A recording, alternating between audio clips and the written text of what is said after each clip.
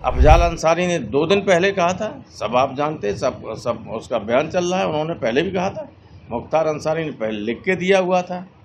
लेकिन यहाँ तो मुन्ना बजरंगी को बागपत जेल में मार दिया गया, अतीक अहमद को सरेआम मार दिया गया पुलिस कस्टडी में। कभी आपने दुनिया में ऐसा नहीं देखा हो, मार दिया गया। मुख्तार अंसारी का निधन हो गया है। उनके बेटे उमर अंसारी ने आरोप लगाया है कि उनके पिता को धीमा जहर दिया गया था। ये बात मुख्तार अंसारी जी ने कोर्ट में पेशी के दौरान लिखित रूप से कहा था, और जिस तरह से उनकी तबीयत बिगड़ने पर उनका बेटा गया मिलने उनसे बांदा जेल में, जहां और अस्पताल में भी मिलने नहीं दिया। क्रिटिकल स्थिति में हो कोई बाप और लड़के को न मिलने दिया जाए तो संदेह उत्पन्न नहीं करता है। कभी ऐसा होता है किसी को मिलने नहीं दिया? ये अजीब स्थिति है कि लोगों को अब डर लगने लगा है कि जेल में जाने के बाद बजाय बाहर रहें, मुकदमा हो, जो कुछ हो, क्योंकि जेल में जाके तो किसी विरोधी को मारा जा सकता है। अच्छा ये बताइए, उनकी मृत्यु के बाद पूर्वी उत्तर प्रदेश में सब में दफा 44 लगा दी गई, फ्लैग मार्च हो रहा है, पुलिस का, पीएसी का, सीआरपी का। अगर गवर्नमेंट के सामान्य मौत पर कभी जनता में आक्रोश होता है? कभी नहीं होता कि बीमार होकर भी मर जाए। अगर आक्रोश है और सरकार महसूस कर रही है या सरकार के अंदर डर है, चोर है, इसीलिए तो सारी तैयारी की जा रही है। भाई सामान्य डेथ होती तो कहाँ आंदोलन होता, कहाँ कोई सड़क पर निकलता है। लेकिन उनको डर है कहीं ऐसा न हो, पहले ही से चल रहा था। अफजाल अंसारी ने 2 दिन पहले कहा था, सब आप जानते, सब उसका बयान चल रहा है। उन्होंने पहले भी कहा था, मुख्तार अंसारी ने पहले लिख के दिया हुआ था। तो जब लिख के दिया था तो उसकी जांच होनी चाहिए थी। आज हमने भी कहा कि क्या गवर्नमेंट मुख्तार अंसारी ने जो अर्जी दी थी उस पर कोई जांच बैठाएगी?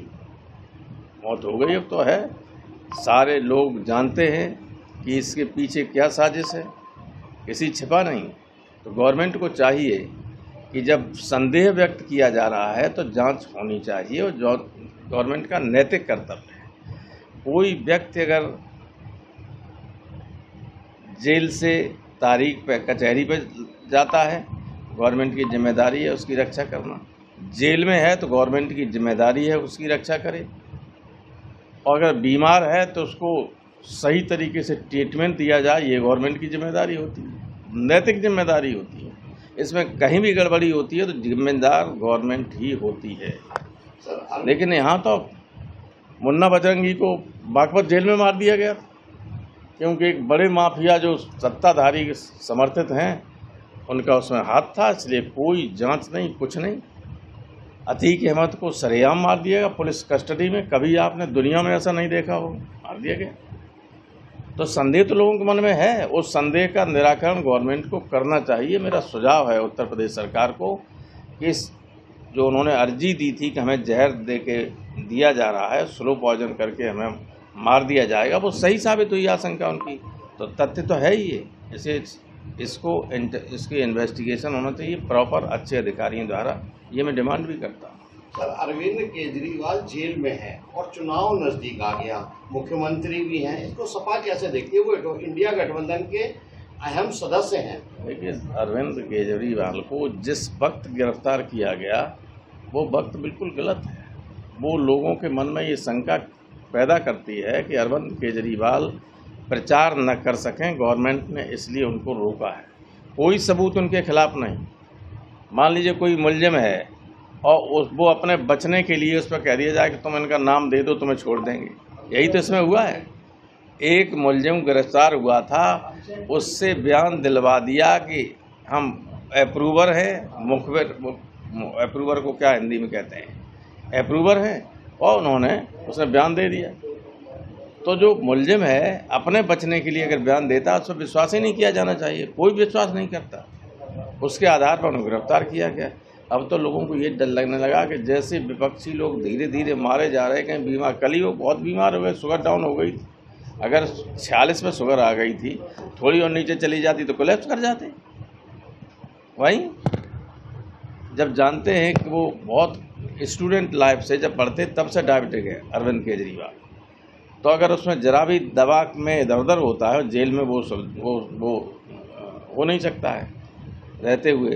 टाइम पे दवा देना, टाइम पर दवा, आप जानते डायबिटीज़ की दवा दी जाती है, उसके तत्काल बाद कुछ खा लेना चाहिए, वरना शुगर वैसे ही डाउन होकर आदमी मर जाता है। मेरा आखिरी प्रश्न है, मुरादाबाद के आपके पूर्व सांसद एसटी हसन कहते हैं कि अब जो नया प्रत्याशी घोषित किया है उनके पक्ष में वो प्रचार नहीं करेंगे। तो वो उनकी व्यक्तिगत राय है, पार्टी के लोग तो करेंगे। हालांकि वो अलग बात है, वो अच्छे आदमी थे, एमपी थे, मैं नहीं समझ पाया कैसे टिकट क्यों कटा। नहीं, काट के टिकट को ठीक भी कर दिया गया था, लिख के चिट्ठी अखिलेश की आ गई थी, लेकिन वो 3 बजे के बाद पहुंच पाई, इस वजह से, वरना वही उम्मीदवार रहते।